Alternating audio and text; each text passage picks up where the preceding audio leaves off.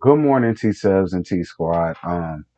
Y'all got me early in the morning. It's just about to hit 9 o'clock.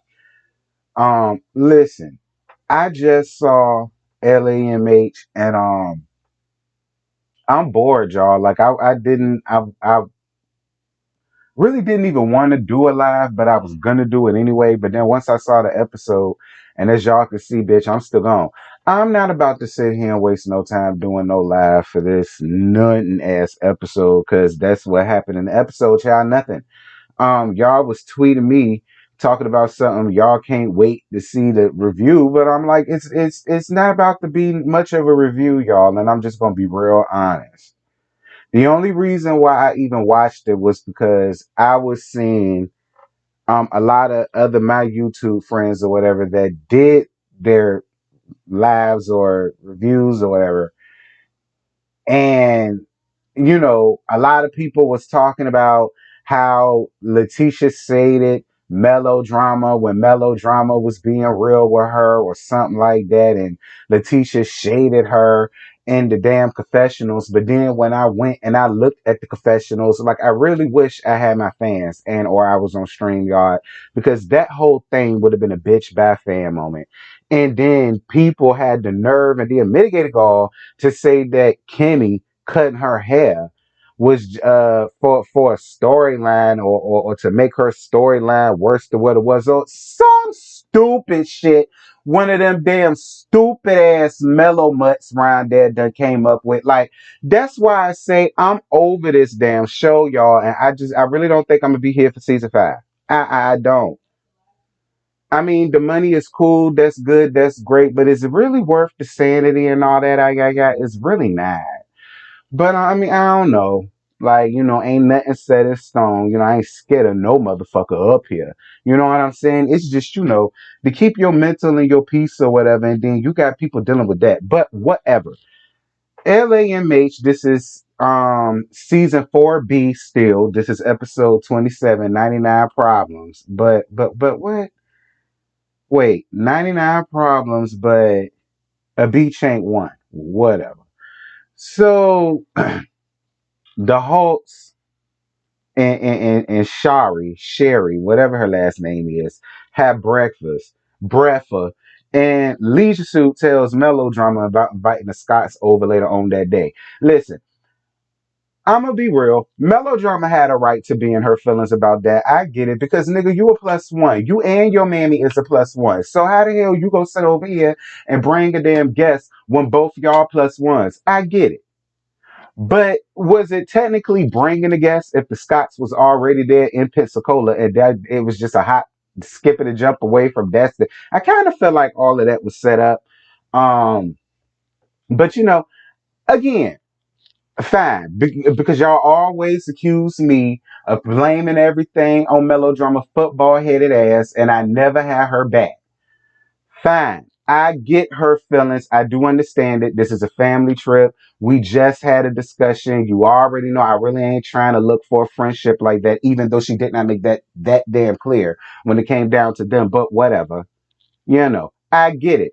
But listen, if they ain't show up, the trip would have been tied through anyway. Move, moving on. So the Scots show up down to the beach or whatever. I guess. So Melodrama gets irritated with people thinking that things could go back to the way that they used to be between her and Leisure Suit. I mean, listen, y'all was filming for the show, so it only makes sense why he was there, right? I mean, listen, at this point, y'all, I just really feel like that's the only reason why Melodrama invited him and his mama, just so that it could be more to film. I feel like that's exactly why the Scots was invited too, so that it would be more to film. Like, I feel like production and Carlos and all them around there, they already know. Leisure Suit and Melodrama are boring. Separately, apart, they're boring. Together, they're boring. Like, they just are, y'all. I'm sorry. All right, y'all want Melody to have everything. Well, that bitch can't have everything because she's boring. All right, she is. And I kind of feel like production played a huge hand in how the Scots just so happened to be around there at around the time when this was going on and all of the rest of this, because they knew that they needed more scenes than it just being melodrama and Leisure Suit, Mama Merlene and Evangelist Nessa. Like, let's just be honest.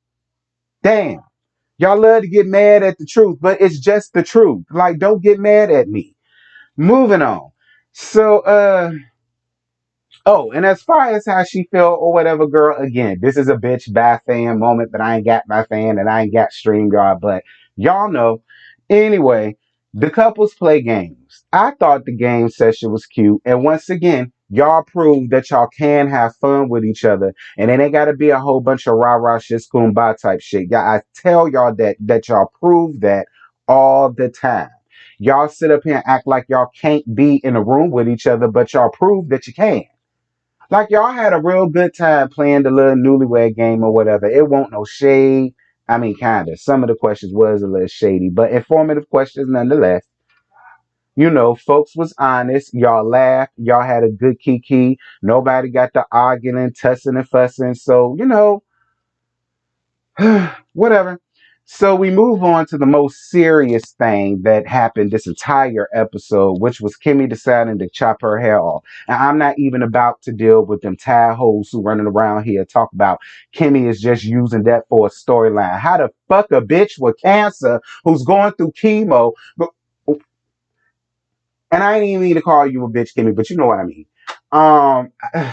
Anyway, Kimmy went round there and she called her friend to come round there and cut her hair. And we find out that Maurice used to be a barber. I didn't know that. Now, I've been watching this show since season one back in 2019. On my mama.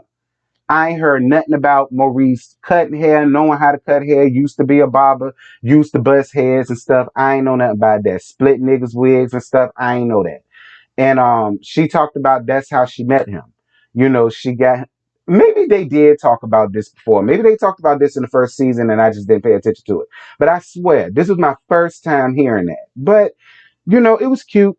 You know, I liked how she took it back to memory lane and she said she invited him over there with ulterior motives. Look, I ain't mad with you, Kimmy girl. You saw a nigga that you wanted and you got him. That's what you're supposed to do. Like, I'm with it. Anywho, I totally enjoyed that scene though. Shout out to Kimmy for being brave enough to show your journey amongst the hoes that's just that don't worry about them. Okay, because when God put them through tests and trials and tribulations and stuff like that, they gonna remember this moment right here. So you just continue to do what you do, Queen. I live for you. Moving on. Marcel asks it, look, y'all, this whole back and forth between the Scots, the Hulk, and Shari got on my nerves because I didn't hear anything new that I haven't already heard before. We know that that Leisure Suit feels a way about Melodrama leaving him. We know that. We know that Melodrama wanted time to herself and she needed time to self-reflect and she needed time to get herself together, which is why she really wasn't around like that. And I totally get that. But we've heard it all before. All right. All of your lies, all of your sweet talk, baby this, baby that's. But we heard it all before. We heard all of this before. Oh my God. Anyway, Marceau asks Leisure Sue how could he and Melodrama get to where they're at now, which is a better space. But we know that that was short lived, and we already know what the truth is and where the truth lies. So that's another reason why this scene was just so dead to me, because we already know that the shit went far left and stayed left, and it just is what it is at this point. That's why they need to stay the hell off of social media, Carlos. And I know you watch, sis.